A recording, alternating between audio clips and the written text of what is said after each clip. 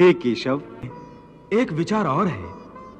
आपका ध्यान लगाते समय मन में केवल आप रहें और संसार का कोई विचार बाधा ना डाले। इसका कोई तरीका तो होगा? हाँ, एक आसान तरीका तो है, परंतु वो कोई विधि नहीं है, बल्कि एक गुर है, एक योगिक कला है, जिससे ध्यान लगाने में बड़ी सहायता होती है। वो आसान तरीका, वो योगिक कला क्या है मधुसूदन?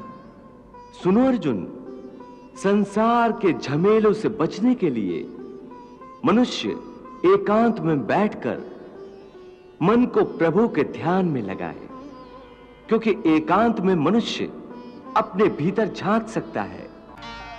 इसी आत्मा से संपर्क ही प्रभु से मिलन का पहला चरण है। इसलिए हे अर्जुन, जो मुझसे मिलन चाहता है उसे सबसे पहले अपने अंतर में ही झांकना चाहिए,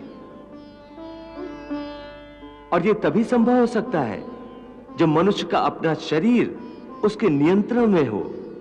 यदि देह काबू में ना हो तो मनुष्य को ध्यान लगाने का उद्देश्य नहीं मिल पाएगा।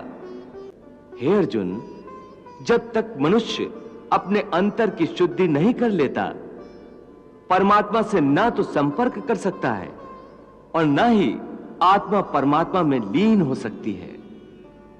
और यह भी समझ लो कि जब ध्यान लगाने का पहला उद्देश्य, क्योंकि अंतर शुद्धि है, इसलिए वो स्थान भी पवित्र होना चाहिए जहां ध्यान लगाया जाता है।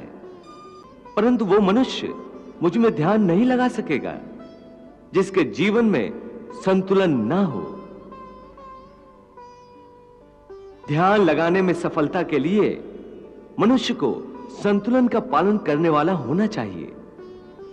मेरे भक्त को चाहिए कि वो ना इतना खाए कि यूं लगे जैसे वो केवल खाने के लिए जीता है, ना ही इतना कम खाए कि हड्डियों का ढांचा बन जाए, न इतना सोए कि दिन को भी रात समझे, न इतना कम सोए कि रात को भी रात न समझे।